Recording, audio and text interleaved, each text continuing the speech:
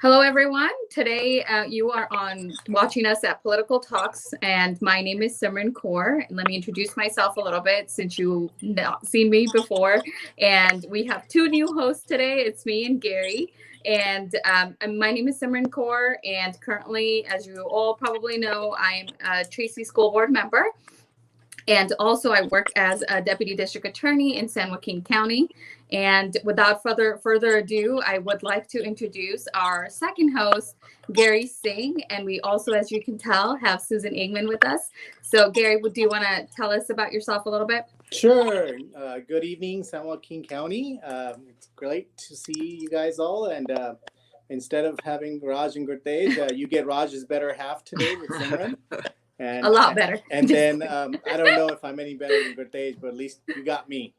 So everyone, I am Councilman Gary Singh for the city of Manteca. I'm also representing Sikhs of Manteca here today. And I am here for representing all of our community, but also we have a great personality here today. And so I might be sweating a little bit here, but we're going to bring her on.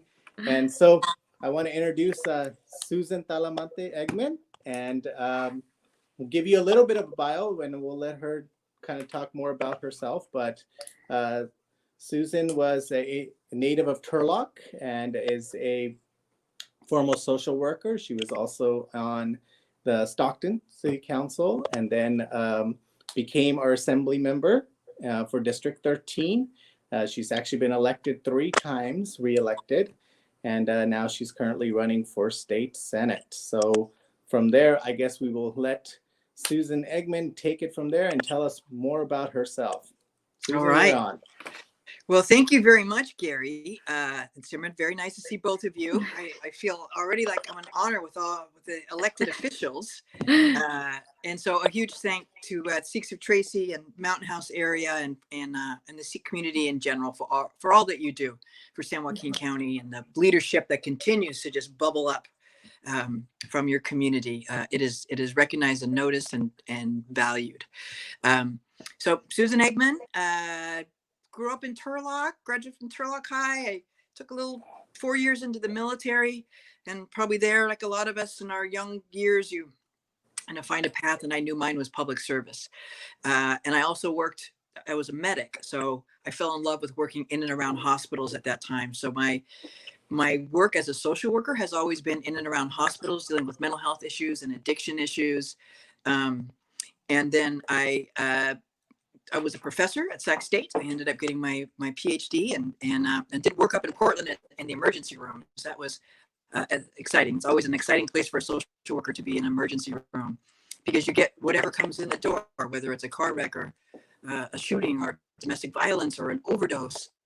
And it's kind of like politics, right? You take whatever comes, and things come at you quickly, and you have to stay calm, and you have to meet everybody where they are.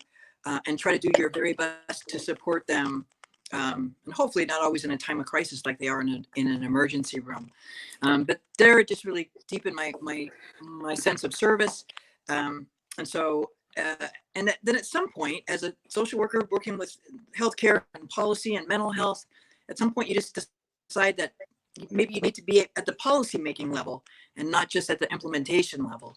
So I ran for Stockton City Council, and I served 2 terms there. I was elected twice, and then ran for the state assembly. So as you know, Gary's a council member. I was a council member of Stockton. And then at the state level, there are assembly members and senators. So every assembly member represents about 500,000 people, which is a lot. So I currently represent up to Thornton, and then all of Stockton, all of Tracy, all of Mountain House, out in the Delta, up the top.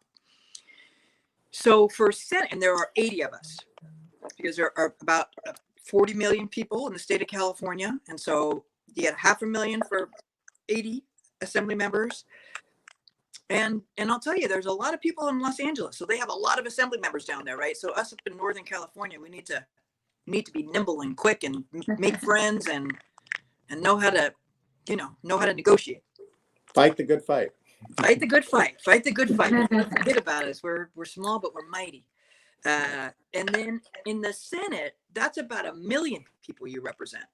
So for me, moving from the Assembly to the Senate, it will be a much bigger area. So it'll be all of San Joaquin County. It'll go up into Sacramento County, taking Galt, and then go down into Stanislaus County, cuts across at about 132 out of Modesto.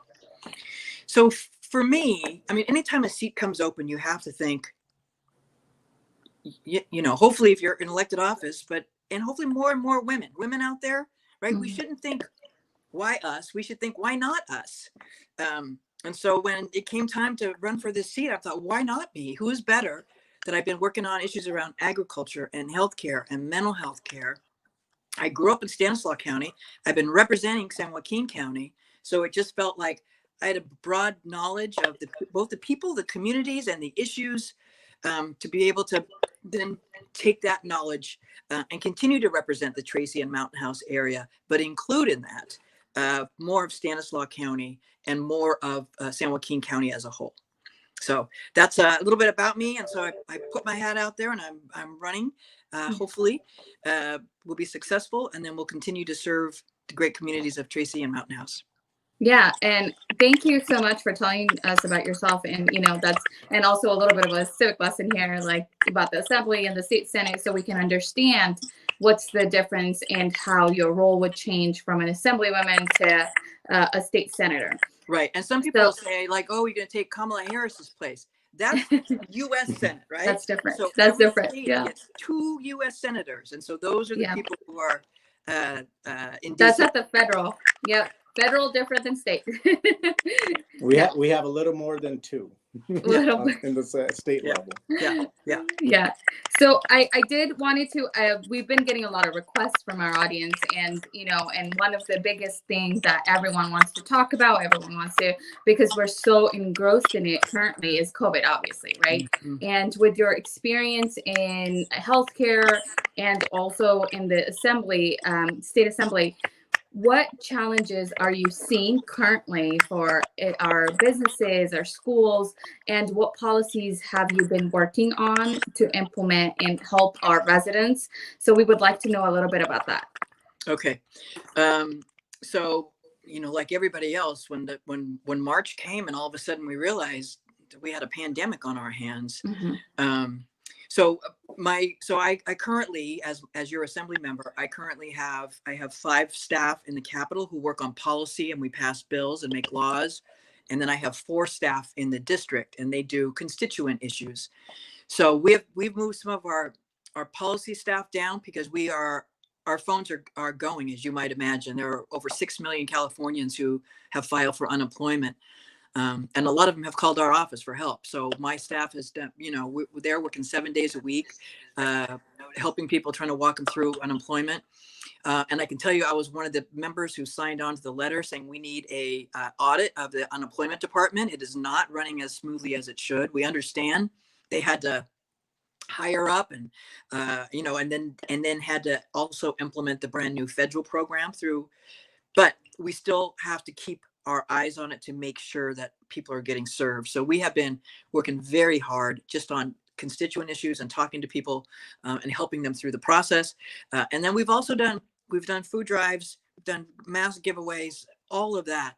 But I have been trying to be very instrumental in working with the county and the state, negotiating between about getting us as many resources as we can. So we have been active with activating some space on the fairgrounds when the governor brought in some trailers for homeless. We have been very active with helping secure some hotels when we now have spaces for homeless to stay in some hotels who have COVID. And also with farm workers, they're doing some of the same work now. Operation Harvest is going on. So we've done that.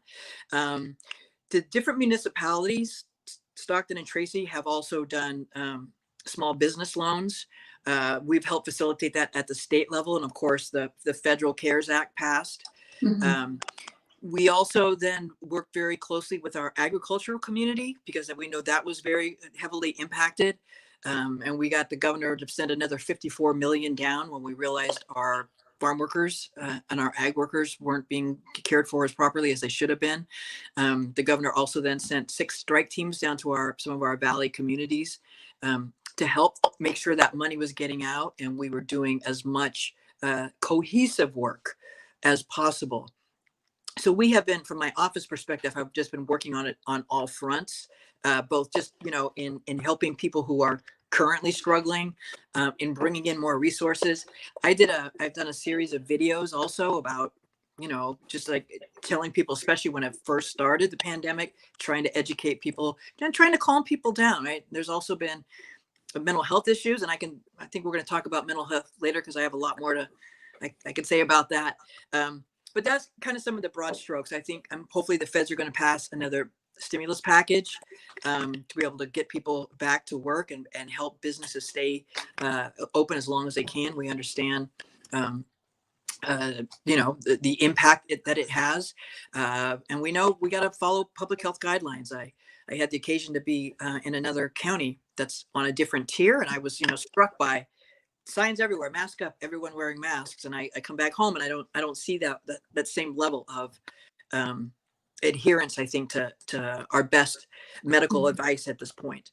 And so we are still in the most widespread category. We hope to be able to move up to the red, which is the next one. And we're all going to have to do our part to make sure our businesses can open, because I think that is key, is to get as many things open as we can, as safely as we possibly can. We don't want to jeopardize public health, but we also know that the health of our economy needs to be back on track. Yeah. And to add on to that, what I would be amiss if I didn't ask this question, because, our California, since I'm on the school board, our schools are devastated with any budget cuts. We're at the bottom out of all 50 states, in the low 40 is our number of how much funding the schools are getting. And I know your office, Ms. Baird, worked closely with us during this last time when the governor had proposed 10% budget cuts for the schools, and we were able to work through that. However, when you're elected and go to the state Senate, what do you foresee for schools funding, and what kind of policies would you help implement so that our funding for the school stays at least where it is? And we need substantially more, but obviously in this state, what do you see? So yeah, and for people who may not be aware, there was a policy that was going forward that said there was going to be a 10% cut, but then a second part of that, because Mountain House was very impacted, and we're able to get some changes on that we didn't do the 10% cut. And also the idea was that we were going to hold people at the same level they were funded at last year, because we know there's not as many kids are going to be going back to school, but you still have to have teachers teaching and all the infrastructure in place. So we said, okay, the funding will be at what you had last year, so you wouldn't be going back.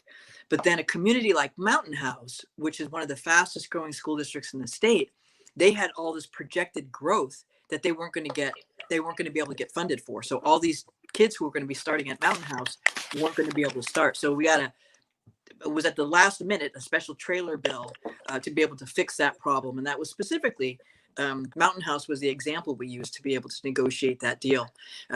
Going forward, though, we're going to continue to have challenges. And I sincerely hope we get our schools open back up as safe and as soon as we can. When we see the disparities that some of the private schools are starting to go back now, and we know it's because they're smaller and they can manage it better.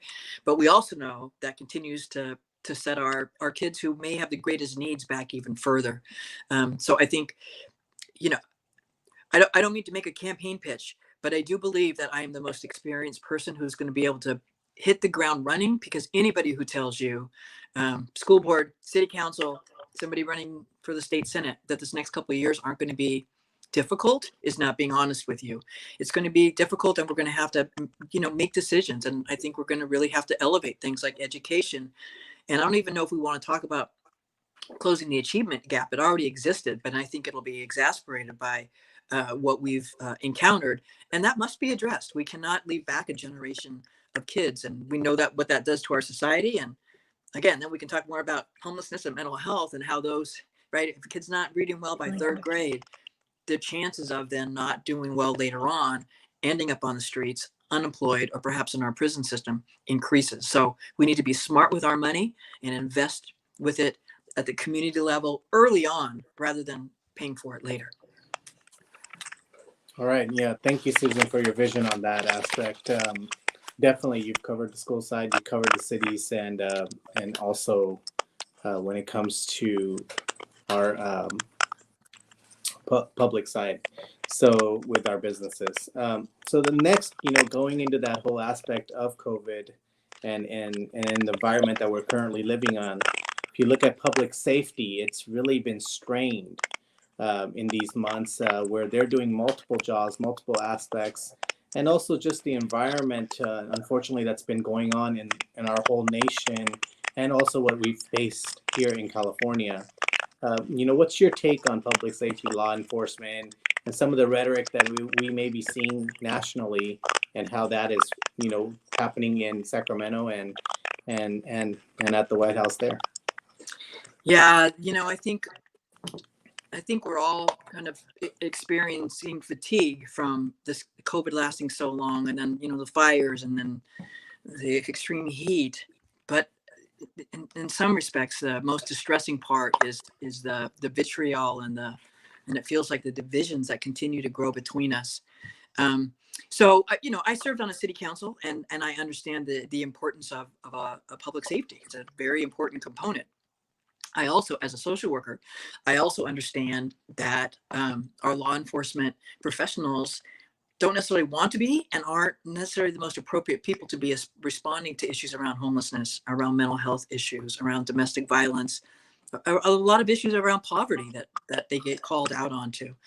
So I've done two things, and the governor and we had a Zoom bill signing ceremony today. So I had a Zoom earlier with the governor, but it wasn't as important as the Zoom we're doing now. That's got to be a first. Yeah. Huh? Zoom bill signing. He signed my bill, AB 1976, which will implement Laura's Law nationwide, or statewide, not nation. Again, this is California, for every county to have to be able to adopt mandatory outpatient treatment. If somebody has been in a psychiatric facility twice in the last 36 months, or they have done something violent a couple times, that they can then be mandated into assisted outpatient treatment, even as far as providing medications. I had another bill to deal with inpatient. I'm going to come back after that next year. But that's something that I think will hopefully get some of the really persistently and chronically mentally ill folks stabilized, so law enforcement's not getting called issues like that. And then the other bill that I hope that's still on the governor's desk, I hope he signs that one soon. But people keep saying, we need social workers, not police. But what does that actually look like? So we did a policy, again, just to provide some structure for law enforcement agencies to be able to use it, that if they are then going to hire social workers, that those people then be supervised by somebody with a license, an LCSW or an MFT or something, to try to professionalize then what we're doing. Because we don't want to just change a name from somebody from police officer to social worker.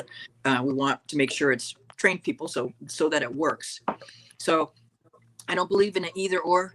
I believe that we need to find ways to work together, and that we probably do need to have more mental health professionals on our streets, and that we need to do that side by side with law enforcement. And I think our country still is struggling with disparities. You see it in education, you see it in business, and those oftentimes are manifested in bad interactions between law enforcement and people of color. And so I think we need to acknowledge that, and know that we have work to do on all sides, but we don't do it by hollering at each other. We do it by hopefully trying to listen to each other and find good solutions to go forward, and not just stay in our corners and have positions, but actually come with some solutions that I hope I've done. Yeah, and we are obviously much stronger united together. Yeah. I agree. And thank you. And let's move on to, I want to talk about because agriculture and water for our counties, because you'll be representing obviously San Joaquin County and also Stan County, and water and agriculture is so important and such a main part of our agriculture here or our community here. What policies have you implemented as an assembly member, and what do you foresee to happen when you do go on to win the state senator election? So I'm the chair of the Assembly Agriculture Committee. So I have been very involved in agriculture and the policy. So I am to issues around water. Again, our farm workers and making sure people stay safe. There was just an outbreak in Foster Farms, and so I was, involved with them. Like, we need to shut it down. We need to get people safe, and at the same time, how do we make it safe for people to go back to work? Because we also know that's over 3,000, jobs that's going on. So we have been very involved with agriculture in trying to keep people safe, and then also understanding, and again, all these things are tied together. Housing is very connected because you can keep people safe at work, but if they're living in very crowded home environments, then that is also then passing with the COVID. On the issue of water, that is so. I am very proud. I was one of the authors of SB1. That was our water bond we did a few years ago, and I was the lead negotiator on the assembly side for Northern California and the Delta, and we made sure none of the money that was available for that went in towards the tunnels. The governor met with us, a bunch of the Delta legislators, when he first got in office, and we told him how we felt about the tunnels. And a couple of weeks later, he announced that the two tunnel deal was off. Now we know he's going to come back with the single deal, and we're going to have to evaluate everything on its merit. All right, we know that we are part of. I heard somebody else on here saying we're not sending any water down south. Well, we are part of the California water system. There is a water system that runs from northern to southern California, and we sit in the middle of it. What we don't want to do is degrade our water for somebody else. That we need to stop having winners and losers and figure out ways, like with law enforcement issues, right? The same thing. How do we all win? So one of the ways that we do that, I think, is we don't have the two big massive tunnels. So that is off the table. The other issue in further in Stanislaus County is the issue around flows and how much water can flow down. So the Stanislaus County farmers would like not to have any restriction on how much water they can take out before it comes down. Those of us on the Delta know that we need that water to come down, or else it backs up and it gets stagnant. So again, I think you need someone like me at the table who understands the complexity of water issues in California. Not that I'm an expert, because people have been doing this work for decades, but I have a pretty good idea of where the giant landmines are and which way the water flows.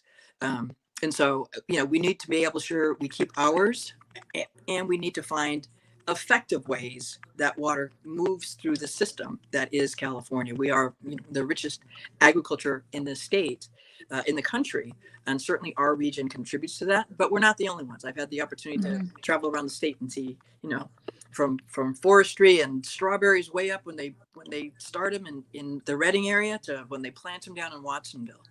We are one big massive system of a lot of parts. And so it is critically important to us and to our way of life. Yeah, and definitely, water is such a precious resource, and we've seen that. And here it's the new gold. It's the gold rush, especially with the climate change and all. Exactly. So the last thing we want to do is not have enough for our farmers locally here that do so much of the produce production for the nation. For the nation. So yes, definitely, water is always important, and not just to farmers, but each and every individual that lives in the valley. There's all kind of multiplier jobs that come from agriculture. Correct. There's so many different jobs and so many people's livelihood that depends on water. 5-letter word that means so many things for us. So I'm going to transition now to another hot topic that is been an issue around the nation, here in our cities and everywhere else, and that's got to be homelessness. And homelessness is, I hope you have the magic answer, but I haven't found one yet either. But I do want you to talk about, what is your vision on that, and how we can tackle homelessness from the state level down to the county level and also to the city level, because you have experience in all those aspects and you know what we are facing on the ground here. Yeah. Yeah. And Gary, from my time on the council, I quickly learned that homelessness is one thing everybody agrees is a problem and nobody agrees on the solution. Mm-hmm. That's what I learned. But I think we're moving closer to people agreeing that we must do something. So the issue has to be around wraparound services, because we know the people who are most chronically homeless are the ones who get the most press and are most visually apparent to us. And those folks oftentimes have coexisting issues of mental health issues or now like just bad health issues. So they need some kind of wraparound service. I have long been a proponent of moving services to the fairgrounds. I think we can also build affordable housing out there, because part of our issue, so that demographic, right? And so the bill I just talked about passing today, hopefully will also really help with that. I have another one that I'll come back to again next year that deals with the inpatient component of that. And we need to have more resources and beds for inpatient. And I'm losing my charge, so I'm aware of that too. I hope I don't. If I go black, that's what happened. We'll fill in for you. Okay. So we need to do a lot more, right? And we have freed up some hotels. The fairground is now freed up, but we need the funding to continue to come. We need to build more housing. I have been a big proponent of being able to retrofit. I had a bill last year, retrofit hotels and motels, strip malls into affordable housing. We need to be able to find ways to increase our housing stock, and that letting people build mother-in-laws in the back, and all kinds of different ways I think we can because we know how expensive it is to do big affordable housing projects. We need to find, I think, as many ways as we can to insert housing everywhere into the community in places that it already exists. Like I think we're going to see a lot of empty office buildings and strip malls because we're all changing how we do business. How many of those could be then made into some kind of housing for people to be able to use? So it is wraparound services for those who are severely mentally ill and homeless. And then for those others, I think you need supportive housing to help people get on the path, and you need housing for them to be able to move into. Yeah. A lot of times we've seen. Mm-hmm. I agree definitely with the housing aspect of it. Affordable housing is a nationwide issue, especially around here. And I agree with, I've been a big proponent of ADUs, especially at the city level, because ADUs is another way of providing that extra housing option, at the same time providing also some extra rental income for potential people that may have issues affording their property. Yep, totally. And agreed. And a lot of times homelessness, it replicates, or it has so many issues involved within itself, because even getting a small thing like an ID is difficult to do because you don't have an address to put. So it's a evolving situation that we need to focus on. And lastly, what we would like to talk about is education. And we know that you're on getting a university into San Joaquin County, and I believe it's in Stockton that we've been talking about, whether it's Cal Poly or CSU. What do you foresee? When do you foresee that happening? And also, what problems are you foreseeing currently with that implementation? And lastly, what challenges or what things that you foresee that would be changing once we do get the CSU or a Cal Poly here? Okay. So as you know, I've been a long proponent of getting us a public university. We are, the only county without one, largest city in the state without one nearby. And so the last thing the governor did was we had $2 million for a study. Now, the study didn't come back as rosy as we would like, but life's not rosy. I mean, look around, life's not rosy, right? It's just a little stumbling block. And I still see the possibility and the potential. And then going back to the issues that you talked about, healthcare issues, agriculture issues, I'd like to see like a Cal Poly Stockton. I think we're the perfect place for some kind of technology, agriculture, medical, all kinds of new technology. And we need a place as our economy changes for people to be able to quickly get kind of, educated up in something new, and then being able to learn how to sometimes use their own skills, but apply them to something different. So I see, I think education will maybe change a little bit because we have so much online right now. So I see maybe a hybrid of I don't know that I still see building a big, massive building. Mm-hmm. Like in Stockton and Tracy and a lot of places like we've talked about, there's going to be a lot of empty buildings now that I think there will be potential to be able to use in an educational setting. And how better to do it than, within a community. And so your issues around education are also then addressed, right? So because you have a higher educated demographic, you have people coming, you have internships in schools and in hospitals. I'd like to see another hospital be built in that South area. Mm-hmm.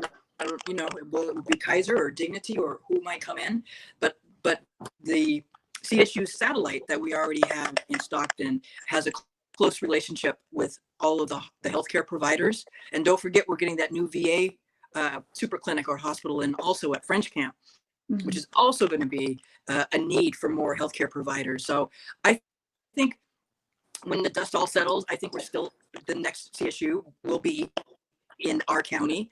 I don't see it being built anywhere else. It may not be in the next couple of years, but that's where it's going to be. And I think we start planning for it, and we start making sure our kids graduate from high school. We continue to have good folks on the city councils and the school boards, make sure our kids get through, get jobs, and then we'll have an educational system for them, and then all the jobs that will grow from that educational system as we become more and more, I think, the place that people are going to want to live. Yeah, and I would like to add to that is that it's so important because, I've sat on multiple boards and committees and where we're trying to attract jobs or companies wanting to come into the valley, and we tell them we have your workforce, but one of the things they always constantly remind us is that you may have our workforce today, but what about after them? How are you creating the future workforce? Yep. And that's where education comes in and all of those technical skills. Yeah, and it's all connected, right? Because if they come in, then they want their kids to be able to go to a good school, right? And so, and then we go back to the school board issues and educational issues that we have to work on. So it's all comprehensive. And so I'll just say that I'm glad I've been able to partner with two very strong people like you in the work that I've done, and I hopefully in the work that we'll all continue to do together to serve our communities. Yeah. And any last words, Susan, for our audience here, and so they can decide and make an informed decision of voting? I would just say nobody's going to outwork me. You send me back to Sacramento to represent you, and I am available. I am accessible. I work hard for you. I think anybody who knows me or my office will attest to that. And I will continue to work with the same passion. I will just have 4 years to spend in the Senate, and I will do it with every bit of my heart and soul and brains. And I take with me a fine, experienced team and staff who are ready to work on your behalf. Yeah, with their background and experience. All right. Well, with that, I think we would really like to thank you, Susan, for the opportunity for our audience here to understand what you're about and what all the work that you are already doing at the state level, and how you're going to try to take it to the next step and take on 1 million people next. That's right. At the Senate. Yes. Thank you very much. And we would like to thank our audience as well. Thank you for watching. And we do hope that all these channels and all these shows that we're doing are helping you make an informed decision of what you should vote for and what issues you should be looking out for and how they are going to impact you day to day, and also and why you should be voting the way you should. So thank you very much. Thank you, Susan, for coming. I should say that. I'm sorry? SusanEggman.com. Susan Eggman. Yes, there you go. SusanEggman.com, and also you're on Facebook also, right? On Facebook, yes. I'm on Twitter, I'm on Instagram. And Susan, we thank you so very much for coming here today on our show and talking to our audience and giving us a full 30 minutes of a little bit of overview. And I'm sure on your website we can learn a little bit more about you as well. That's right. All right. Yeah. Thank you. Thank you.